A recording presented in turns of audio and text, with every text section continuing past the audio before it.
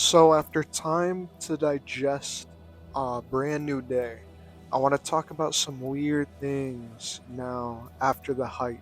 I'd say the hype is pretty much kind of over a little bit.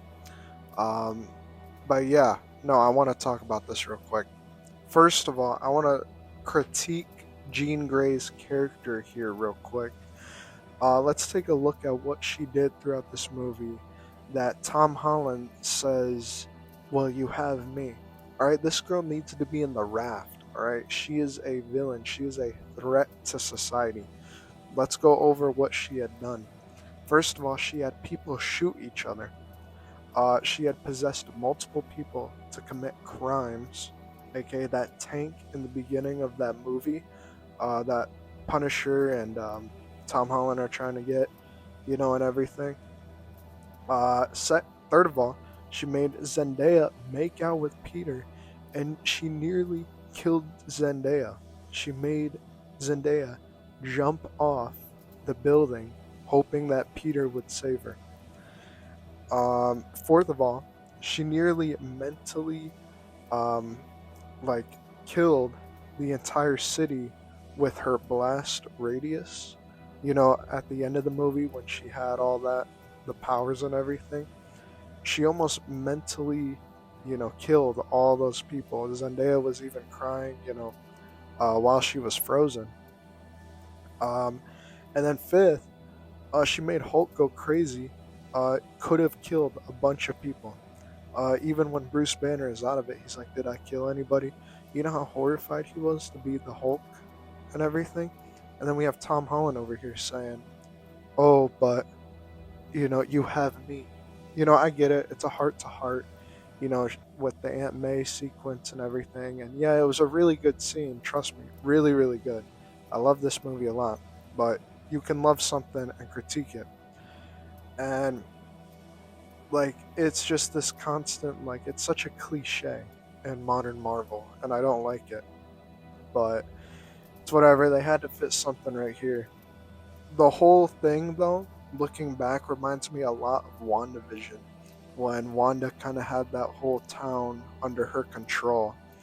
And it just, I remember in, what was it, WandaVision, or what was it, Multiverse of Madness, Wanda kind of, like, sacrificed herself because, of course, she's the good guy, Um, and with this one, Wanda was, the bad guy, obviously.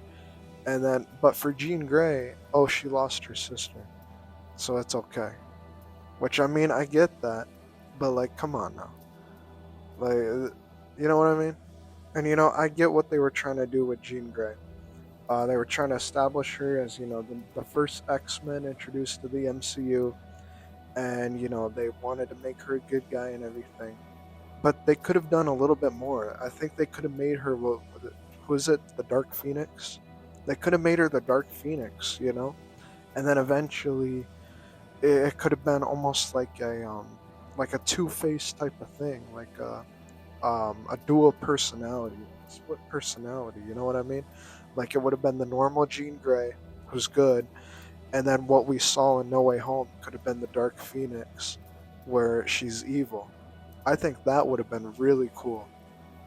Also, looking back, I think what would have been pretty cool, or not cool, but I think Peter Parker is way too not injured.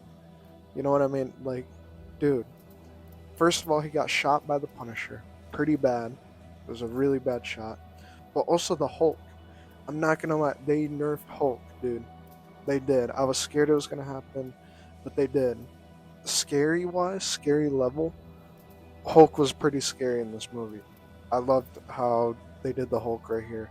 But I think Peter walked away way too scar free with that battle. Alright, because let me go over a little list right here of what Spider Man um, kind of went through, but that were almost equivalent to a Hulk punch. First of all, the hands taser rods, um, like, literally injured Peter Parker, like, to the point where he was um, like, almost knocked out. Like the taser rods, you remember that scene? in the hand, and then the Punisher bullet sends him to the hospital. Okay, there we go.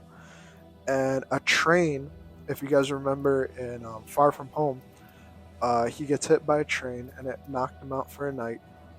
And then the Hulk landed, you know, at least two punches to him, and he was just fine.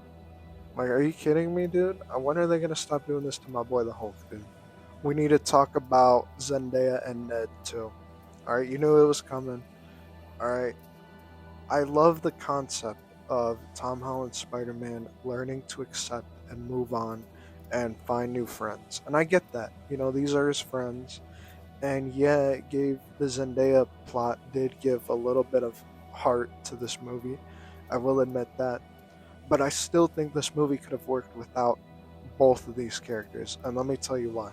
You know, like Tom Holland even told Jean, he's like, "You have me." First of all, boom, there's Jean Grey. Could be almost like a new MJ in a way for this MCU, or even just a new friend. You have that new detective that he's working with.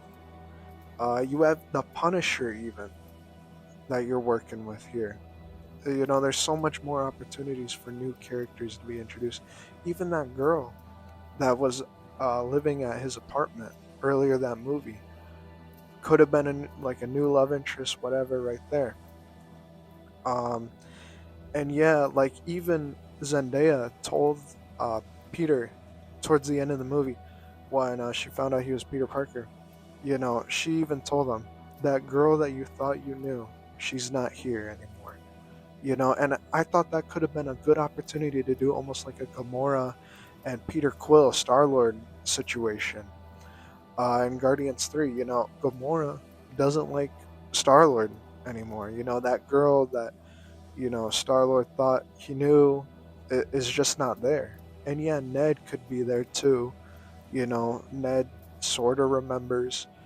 But also, I think the scene where, you know, they were building Legos, you know, Spider Man was hiding his identity, could have been his final moment with his friends. He said it could have been a nice little last memory with, you know, his OG friends all hanging out one last time with him so he could get that um, kind of like that closure. You know what I mean? I think that could have been a really good send off to these friends. And yeah, Ned could be in the background. Obviously, he might be the Hobgoblin. Um, but I just think that there was missed opportunity there. And so I kind of hope that they do the Gamora and Star Lord situation for Tom Holland Spider Man and introduce a new love interest like Gwen Stacy or Black Cat or someone new. It could even be Jean Grey. We never know. Maybe Ned might remember, but then again, we never know. I'm gonna say something. I think they played it too safe in this movie. I think they ended it too happy. All right, this is, I'm pretty sure, the last big movie before Doomsday. All right, I remember the movies leading into Endgame and Infinity War ended pretty dark. I mean, to be fair, it's been a while since I've seen those last movies, so don't quote me on that. But I think it would have been really good to set the tone, or at least in the ending credit scene, give us a little bit more. Didn't even have to relate to Spider Man, to be honest. Just something to get us ready for the dark tone of Doomsday. But I think they played it a little too safe. It ended pretty happy. But yeah, I'm gonna be honest too. A lot of this stuff in this movie was low key very predictable. The scene where Jean Grey is possessing MJ, and you know, um, she kisses him and everything. My entire theater was clapping and everything and cheering. And yeah, to be fair, I was too because it was in the moment and everything. But I knew the instant that that scene started, she was being possessed. So I don't know. Maybe it's because I'm always, you know, watching movies, or just always, you know, either in the gym or freaking watching movies, making theories in my head. You know, at least I'm saying it to you guys. You know, y'all are the real ones. Um, but yeah, those are just some critiques that I have with this movie. Another critique that I have for this movie is the Punisher. I hate how they did my boy. I see all these LARPers on social media now talking about how the Punisher is like a sleigh and everything, you know, making him a joke character. You know, even in the movie, MJ and Peter were kind of like laughing, making fun of Frank Castle. I'm like, dude, you guys are freaking kids, bro. Like, get this dude out of here. You guys don't know who he is, bro. This is Frank Castle, the Punisher, dude. All right, he's one of my favorite Marvel characters. Um, I mean, it was obviously predictable. I knew they were gonna mess up his character a little bit with this movie. Luckily, it wasn't too bad. You know, he did end up kind of dealing pretty good damage to the Hulk. Um, I thought that was pretty cool. But yeah, they even acknowledged that this whole fight was out of his pay grade. You know, bro's literally just a human fighting the Hulk. No powers at all, just straight up guns. Um, and as an American, I respect that. But anyway, what else was I gonna say? Um, yeah, no, Punisher, good character for the most part. I liked it. Good movie, and I want to end this video on some positives too. I think the fight scenes were really good. Almost every single fight scene was really cool. The suits and everything. To see Scorpion finally in live action on the big screen, really cool to see that. Um, what else is there to add? I think this is one of the better Marvel movies that has released this decade. I thought it was really good. I even Ben and my cousins said that it reminded them a lot of 2010's Marvel, and to me, honestly, I think it did. I think this movie is on par with Homecoming, and I really do like Homecoming. Um, yeah, really good movie. Good scenes, good emotional scenes.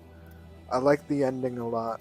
Even though they did kind of play it safe, like I said earlier, I do still kind of like the ending. So with that being said, I won't keep you guys for too much longer, but I'll see you guys in the next video. Take care.